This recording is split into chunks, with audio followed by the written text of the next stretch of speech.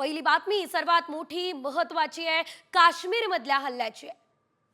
राहुल गांधी आज पहलगाम दौऱ्यावरती जाणार आहेत आणि या संदर्भातले अपडेट्स आपण आज काय विशेष मध्ये पाहणार आहोत। दुसरी बातमी मात्र मुंबईमधून आहे, कारण आजपासून एल्फिन्स्टन ब्रिज वाहतुकीसाठी बंद केला जातोय। ब्रिटिशकालीन ब्रिज हा आहे आणि पुलाच्या कामासाठी वेळ लागणार आहे।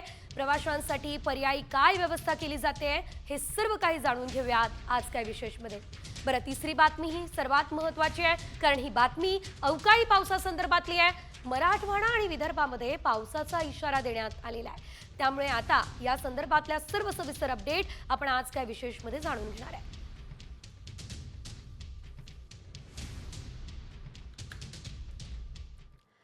आज काय विशेषच्या सुरुवातीला आज दिवसभरातली सर्वात मोठी आणि विशेष बातमी, कारण दहशतवाद्यांच्या विरोधात भारतानं आता मोठी कारवाई केली आहे आणि याच दिवसाची वाट खरं तर संपूर्ण देश पाहतोय। आसिफ शेख आणि आदिलचं घर पूर्णतः उद्ध्वस्त करण्यात आलेलं आहे।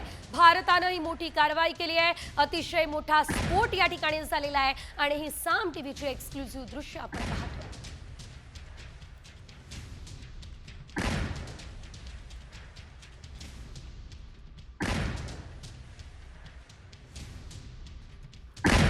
भारताने मोठी कारवाई केलेली आहे। हे घर उद्ध्वस्त करण्यात आलेले आहे। निश्चितच या ठिकाणी मोठ्या प्रमाणात शस्त्रसाठा आणि काही महत्त्वाच्या गोष्टी देखील असण्याची शक्यता व्यक्त केली जाते आहे। आणि आपण जर बघितलं तर आता घर पूर्णतः उद्ध्वस्त झालंय। आसिफ शेखच्या घरात हा स्फोट करण्यात आलेला आहे आणि त्यानंतर रात्रीची आणि आज सकाळची ही दोनही महत्त्वाची दृश्य आपण पाहतोय। संपूर्ण देशाचं लक्ष भारताच्या पावलांकडे, भारताच्या कारवाईकडे आणि आपण जर आता बघितलं तर भारतानं या दोन्ही दहशतवाद्यांचं घर थेट उद्ध्वस्त केलंय।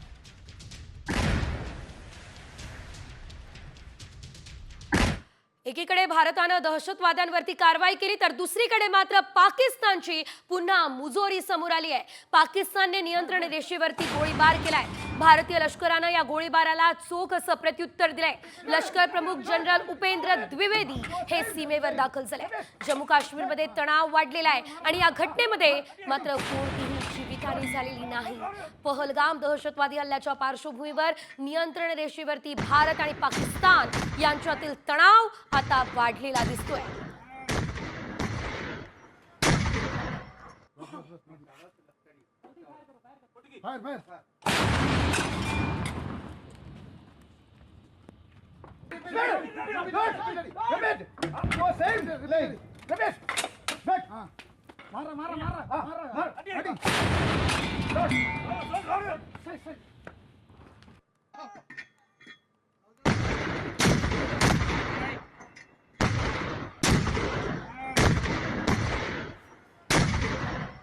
लष्कर प्रमुख जनरल उपेंद्र द्विवेदी काश्मीरला जाणार आहे आणि तिथल्या सुरक्षा परिस्थितीचा ते आढावा घेतील।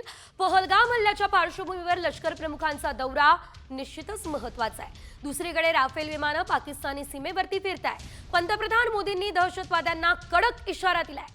भारताकडून मोठ्या हल्ल्याची निश्चितच पाकिस्तानला आता भीती वाटायला लागली आहे। त्यामुळे घाबरलेल्या पाकिस्तानी लष्करानं नियंत्रण रेषेवरती सैनिकांची कुमक वाढवली आहे, ताकद वाढवली आहे, संख्या वाढवली आहे। पाकिस्तानी लष्करांचं मुख्यालय रावळपिंडीमध्ये आहे आणि पाकिस्तानी लष्कर प्रमुखांनी त्यांना सतर्क राहण्याचंही सांगितलंय। तर पहलगाम हल्ला झाला, मात्र आता या हल्ल्याचा बदला भारत नेमका कसा घेऊ शकतो, काय पर्याय भारतासमोर आहे, पाहूयात। पहिला पर्याय, पाकिस्तानातील बहावलपूरमधील जैश ए मोहम्मदच्या मुख्यालयावरती क्षेपणास्त्र हल्ला भारत करू शकतो। दुसरा पर्याय, पाकिस्तानातील मुरिदकेमधील हाफिज सईदच्या लष्कर ए तैयबाच्या मुख्यालयालाही आता भारत लक्ष्य करू पीओके पीओकेमधल्या सक्रिय दहशतवादी तळ आणि लॉन्चिंग पॅड क्षेपणास्त्र हल्ला करून उद्ध्वस्तही करणं भारताच्या हातात आहे। भारत ब्रह्मोस आणि पृथ्वी क्षेपणास्त्रांचा वापर करण्याची शक्यता नाकारता येत नाही।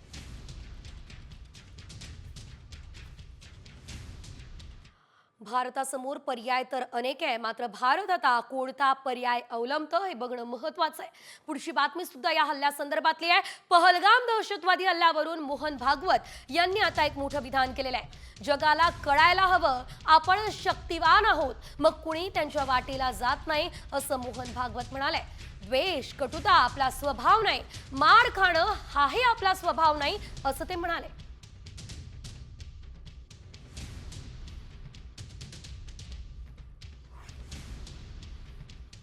पंथ संप्रदाय कोणताही असला तरी तो एक ना एक दिवस माणसाला एका सत्याकडे घेऊन जाणार आहे, एकाच सत्याकडे घेऊन जाणार आहे. द्वेष हा आपला स्वभाव नाही, शत्रुता हा आपला स्वभाव नाही, पण मार खाणं हाही आपला स्वभाव नको. म्हणून शक्ती असली पाहिजे आणि अशा वेळेला ती दिसली पाहिजे, म्हणजे जगाला कळतं हे शक्तिवान आहे, यांच्या वाट्याला जाऊ नये. जगाला मग जगातले जे दुष्ट लोक आहेत तेही समजतात. तर आता आपण पाहिलं मोहन भागवत यांचं हे विधान. मात्र आता भारताच्या भूमिकेकडे लक्ष असणार आहे. इतर काही मोठ्या आणि महत्त्वाच्या अपडेट्स, या हल्ल्यासंदर्भातल्या देखील अपडेट्स पुढे जाणून घेऊयात वेगवान स्वरूपात झटपट 100 मध्ये. पहलगाम दौऱ्यावरून टीका झाल्यानं शिंदेंनी स्पष्टीकरण दिलं. हल्ल्यानंतर तिथे गेलेले महाराष्ट्रातले लोक भयभीत झाले, त्यांचे फोन येत आहे आणि त्यामुळे तिकडे गेलेलो असं ते म्हणाले. 4 विशेष विमानांची व्यवस्था त्यांना आणण्यासाठी करण्यात आली आणि त्यांना राज्यात परत देखील आणलं असं देखील शिंदे म्हणतायत.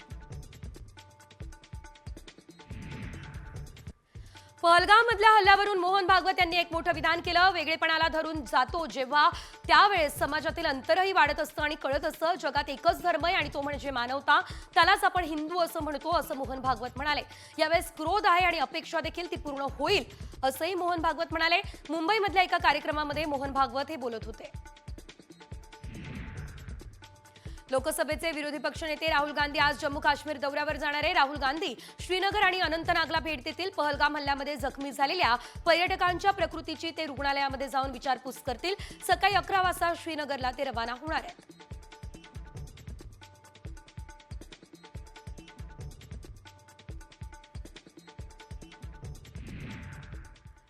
आणि यानंतर या क्षणाची एक ब्रेकिंग न्यूज. पहलगाम हल्ल्याचा राहुल गांधी यांनी निषेध केलेला आहे.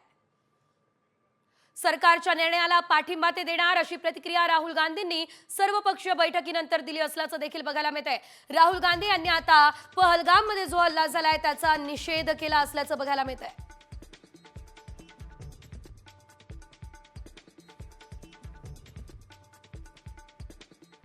पुढे पुन्हा एकदा घेऊयात बातम्यांचा धावता आढावा. पहलगाम हल्ल्यानंतर अमेरिकेने भारताला पाठिंबा दिला. भारतानं दहशतवाद्यांना कठोर शिक्षा द्यावी. दहशतवाद विरोधामध्ये अमेरिका भारतासोबत आहे असं अमेरिकेने म्हटलं. पंतप्रधान मोदी आणि भारतीय लोकांना आमचा पाठिंबा आहे असं राष्ट्राध्यक्ष ट्रम्प यांनी सांगितलं.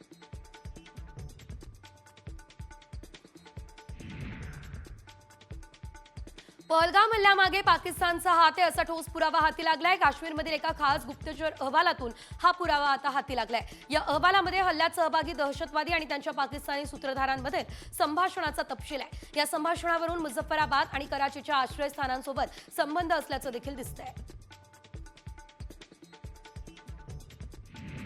पुण्यात 111 पाकिस्तानी नागरिक वास्तव्यास आहेत. त्यापैकी 91 जण दीर्घ मुदतीच्या विजावर आलेत.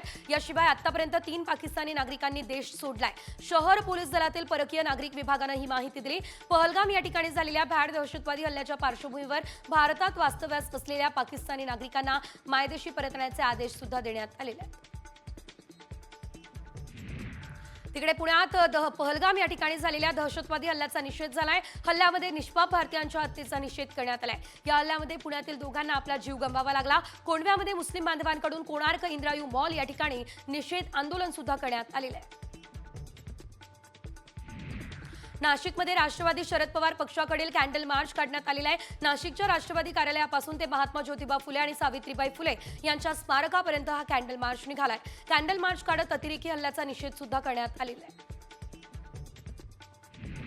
पहलगाममध्ये झालेल्या अतिरेकी हल्ल्याचा निषेध करत देहू शहरातील स्थानिक व्यापाऱ्यांनी शांततेत रॅली काढली. या रॅलीमध्ये सहभागी व्यापाऱ्यांनी हातात फलक धरले, शांततेचा आणि एकतेचा संदेश दिला. या घटनेतील हल्लेखोरांना कठोर शासन करावं ही मागणी सर्व व्यापाऱ्यांनी आता केलेली आहे. काश्मीर खोऱ्यातील पहलगाम बैसरन घाटी परिसरामध्ये दहशतवाद्यांनी पर्यटकांवर केलेल्या गोळीबारामध्ये 28 पर्यटकांचा मृत्यू झालाय। या अतिरेकी हल्ल्याचा लोणावळा शहरामध्ये सर्व पक्षांकडून जाहीर निषेध करण्यात आलेला आहे। छत्रपती शिवाजी महाराज चौकात निषेध सभेचं आयोजन करण्यात आलंय। अमरावतीच्या राजापेठ चौकामध्ये आता भारतीय जनता पार्टी आणि युवा स्वाभिमान पक्षाच्या वतीने आतंकवादी हल्ल्यामध्ये मृत्युमुखी पडलेल्यांना श्रद्धांजली वाहण्यात आली। या दरम्यान नवनीत राणा उपस्थित राहिल्या। आता भारतावर डोळे वटारून बघा, तुमचे डोळे काढले जातील असा इशारा या दरम्यान राणांनी दिला। पहलगाम हल्ल्याच्या निषेधार्थ आज नांदेड बंदची हाक देण्यात आली। सर्व पक्षांच्या वतीने हा बंद पुकारण्यात आलेला आहे। या बंदला चांगला प्रतिसाद मिळतोय। बंदच्या पार्श्वभूमीवरती मोटारसायकल रॅली देखील काढण्याचं नियोजन आहे। पहलगाम घटनेचा निषेध पंढरपूरमध्ये करण्यात आला। हिंदुत्ववादी संघटनांनी निषेध करत पाकिस्तान विरोधात आंदोलन केलं। या दरम्यान दहशतवाद्यांनी प्रतिमांची त्यांच्या होळी करत पाकिस्तान मुर्दाबाद ही घोषणाबाजी सुद्धा नागरिकांनी केली।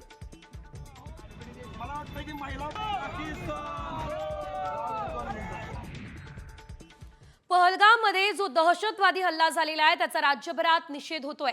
पहलगाम दहशतवादी हल्ल्याच्या निषेधार्थ पुकारलेल्या नांदेड बंदला चांगला प्रतिसाद मिळतोय। सर्व पक्षांकडून बंदची हाक देण्यात आलेली आहे। दुसरीकडे अमरावतीमध्ये सुद्धा हिंदुत्ववादी संघटनांकडून बंदचं आवाहन करण्यात आलेलं आहे। व्यापाऱ्यांनी दुकानं बंद ठेवलेली आहे आणि पाठिंबा सुद्धा दिला असल्याचं दिसतंय। येवल्यामध्ये बंदला उत्स्फूर्त प्रतिसाद मिळताना दिसतोय। नांदेडमधील बंदचा आढावा आमचे प्रतिनिधी संजय सूर्यवंशींनी घेतला, बघूयात। आज या हल्ल्याच्या निषेधार्थ नांदेडमध्ये बंदची हाक देण्यात आलेली आहे। आपण सध्या आहोत नांदेड शहरातील श्रीनगर या भागात। आपण पाहू शकतो की सकाळचं हे सत्र आहे आणि या सत्रामध्ये नांदेड शहरातील गजबजलेलं हे श्रीनगर आहे आणि हे श्रीनगर या बंदच्या पार्श्वभूमीवर कडकडीत बंद ठेवण्यात आलेलं आहे। अनेक संपूर्ण दुकाने आणि प्रतिष्ठाने या ठिकाणी बंद ठेवण्यात आलेले आहेत। नांदेड जिल्ह्यात कालपासूनच या घटनेचा मोठ्या प्रमाणात निषेध करण्यात येतोय। पाकिस्तान आणि दहशतवाद्यांचे पुतळे जाळून निषेध करण्यात येतोय। दरम्यान या बंदच्या पार्श्वभूमीवर 10 वाजता मोटरसायकल रॅली निघणार आहे। नांदेड शहरातून ही रॅली निघेल आणि या रॅलीमध्ये नांदेडकर मोठ्या संख्येनं सहभागी होतील आणि या घटनेचा तीव्र निषेध करतील। संजय सूर्यवंशी, साम टीव्ही न्यूज, नांदेड। पुढे इतर काही मोठ्या आणि महत्त्वाच्या अपडेट्स वेगवान स्वरूपात। वाढत्या उकाड्यामुळे मुंबईकरांना दिलासा मिळाला। मुंबईमधील कमाल तापमानात घट झाली, त्यामुळे आता एप्रिल महिन्याच्या अखेरपर्यंत मुंबईकरांना दमट आणि उष्ण अशा वातावरणापासून दिलासा मिळेल। मुंबईमधील कमाल तापमान सध्या 31 ते 33 अंश सेल्सिअस दरम्यान आहे, जे मागील काही दिवसांच्या तुलनेत कमी झालंय। तिकडे विदर्भामध्ये काही भागामध्ये वादळी पावसाचा इशारा देण्यात आला, तर मराठवाड्याच्या बीड, नांदेड, लातूर आणि धाराशिव या जिल्ह्यामध्ये ढगांच्या गडगडाटासह पावसाचा अंदाज आहे। चंद्रपूर आणि गडचिरोलीमध्ये वादळी पावसाचा इशारा आहे।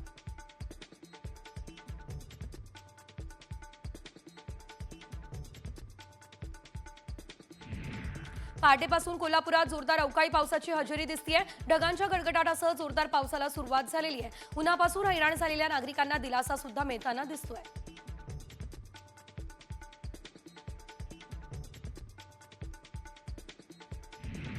मराठवाड्यातल्या परभणी आणि संभाजीनगर जिल्ह्यात काही भागात उष्णतेच्या लाटेचा इशारा देण्यात आला। याप्रमाणे विदर्भातील अकोला, अमरावती, नागपूर, वर्धा या जिल्ह्यात देखील उष्णतेच्या लाटेचा इशारा देण्यात आलेला आहे।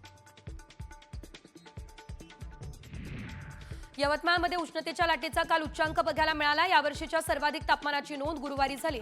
यापूर्वी 44 अंश सेल्सिअस तापमान यवतमाळमध्ये नोंदवलं। उन्हाच्या वाढत्या दाहकतेने शहरासह ग्रामीण भागातील सर्व कामकाज दिवसभर ठप्प असल्याचं चित्र होतं। चंद्रपूर जिल्ह्याच्या ब्रह्मपुरीमध्ये सलग दुसऱ्या दिवशी सर्वाधिक तापमानाची नोंद झाली। ब्रह्मपुरीमध्ये तापमान 45.9 अंश सेल्सिअस इतकं नोंदवलं गेलं। विदर्भातील 3 शहरांमध्ये तापमानाचा पारा 45 अंशांच्या पार गेला। गेल्या काही दिवसांपासून विदर्भात नागरिकांना उष्णतेच्या लाटेचा सामना करावा लागतोय। एल्फिस्टन रेल्वे पूल आजपासून बंद होणार आहे आणि या ब्रिटिशकालीन पुलाला रात्री 9 वाजेपासून बंद करण्याचे आदेश आहेत। वाहतूक कोंडी टाळण्यासाठी पोलिसांनी विशेष नियोजन केलेलं आहे। वाहतूक वळवण्यात आलेल्या रस्त्यांवरती नो पार्किंगचे फलकही दिसतायत। प्रभादेवीतून नरिमन पॉइंट याशिवाय वरळी सी लिंकला जाणारी वाहतूक सुलभ करण्यासाठी पालिकेकडून मे महिन्यामध्ये एक नवीन भुयारी मार्ग खुला करण्यात येणार आहे। मरीन ड्राईव्ह आणि प्रियदर्शनी पार्क दरम्यान कोस्टल रोड प्रकल्पातील हा दुसरा भूमिगत मार्ग आहे। या भुयारी मार्गाची लांबी 520 मीटर इतकी आहे आणि त्याचं काम अंतिम टप्प्यात सुद्धा आलेलं आहे। मुंबईमध्ये ठिकठिकाणी मेट्रोचं काम प्रगतीपथावर दिसतंय. केंद्रीय रेल्वे मंत्री अश्विनी वैष्णव यांनी सोशल मीडियावर व्हिडिओ शेअर करत मुंबई बुलेट ट्रेन स्थानकाच्या कामाची माहिती दिलेली आहे. ही बुलेट ट्रेन स्थानक जमिनीच्या 100 फूट खाली आकार घेत आहे अशी माहिती त्यांनी दिली. दरम्यान या प्रकल्पासाठी 1,73,000 कोटींची मंजुरी देण्यात आलेली आहे. राज्यात तापमानाचा पारा अधिक वाढलाय. एसटी महामंडळाला फायदा होतोय. एसटी कडून उन्हाळ्यानिमित्त मुंबईमधून रोज शिवशाहीच्या 25 एसी फेऱ्या सुरू आहे. या प्रवासामध्ये काही वेळा एसी बंद असणं, अस्वच्छ सीट अशा तक्रारी असल्या तरी देखील त्यावर तात्काळ कार्यवाही करण्यात येत असल्याचं अधिकाऱ्यांनी म्हटलंय. कुलाबा वांद्रे सिव्स मेट्रो 3 या मार्गिकेवरती आरे ते बीकेसी दरम्यान धावणाऱ्या गाड्यांच्या वेळापत्रकामध्ये बदल झालाय. MMRCने दिलेल्या माहितीनुसार शुक्रवारी या मार्गिकेवरील सेवा सकाळी 7:30 ते रात्री 9:30 दरम्यान सुरू असेल. शनिवारी सकाळी 7:30 ते रात्री 9:30 या वेळेमध्ये ही सेवा सुरू असेल. मुंबईमधील मेट्रोला एकत्र जोडणारा महत्त्वाचा टप्पा पार पडला. मेट्रो 7A या मार्गिकेसाठी भूमिगत बोगद्याचा ब्रेक थ्रू लवकरच पार पडलाय. छत्रपती शिवाजी महाराज आंतरराष्ट्रीय विमानतळ ते अंधेरी पूर्व मेट्रो 7 या मुंबईमधील दुसऱ्या भुयारी मेट्रोचा दुसरा बोगदा मे अखेर पूर्ण होणार आहे. आमचा पीक विमा नेमका गेला कुठे? भरपाई मिळाली पण रकमेचा ताळमेळ लागेना, हा आक्रोश शेतकरी करताय. भरपाईची वाट पाहण्याची वेळ शेतकऱ्यांवर सध्या आलेली दिसते. धाराशिव शहरात झोरे गल्लीतील नाली आणि रस्त्याचं काम अनेक वर्षांपासून रखडलं. नालीचं पाणी रस्त्यावर येत असल्यानं दुर्गंधी दिसते. नागरिकांचं आरोग्य धोक्यात आहे आणि यामध्ये हे काम तातडीने करावं अशी मागणी सुद्धा केली जात असल्याचं बघायला मिळतंय. अखिल भारतीय मराठी नाट्य परिषद शाखा तळेगाव दाभाडे यांच्या 20व्या वर्धापन दिन सोहळ्यानिमित्त कलागौरव पुरस्काराचं आयोजन झालं. यंदाचा कलागौरव पुरस्कार हास्य जत्रा फेम अभिनेत्री नम्रता संभेराव आणि अभिनेता प्रसाद खांडेकर यांना प्रदान करण्यात आला. वसईमधल्या सूर्या प्रकल्पातून 185 दशलक्ष लिटर पाण्याचा पुरवठा मंजूर करण्यात आलेला आहे. त्यामुळे पाणी कपातीचं संकट टळलंय. वाढत्या उन्हामुळे पाण्याची पातळी कमी होण्याची शक्यता आहे. परंतु वसई विरार शहराला पाणी पुरवठा करणाऱ्या सूर्या, पेल्हार आणि उसगाव या तिन्ही धरणांमध्ये मुबलक पाणीसाठा शिल्लक असल्याचं बघायला मिळतंय. अमरावतीमध्ये मेळघाटच्या रहिवाशांना तीव्र पाणी टंचाईचा सामना करावा लागतोय. 8 ते 10 दिवस नळाला पाणी नाहीये. टँकरने सुद्धा पाणी पुरवठा होत नाहीये अशी अवस्था आहे. जिल्ह्यातल्या 56 प्रकल्पांपैकी 28 प्रकल्प पूर्णतः कोरडे ठाक पडले.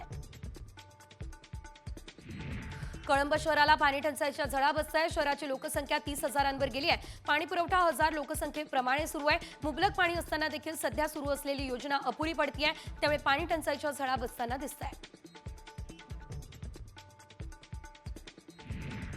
जळगावच्या चोपडा तालुक्यामध्ये गावातील पाण्याच्या नमुन्याचा अहवाल जिल्हा प्रशासनाला प्राप्त झाला. चौगाव गावातील अनेकांना किडनीचे प्रकार होत आहे. त्यामुळे तपासणी केली जाते. नागरिकांनी घाबरून न जाता आहे ते पाणी उकळून पिण्याचं आवाहन सध्या केलं जातंय.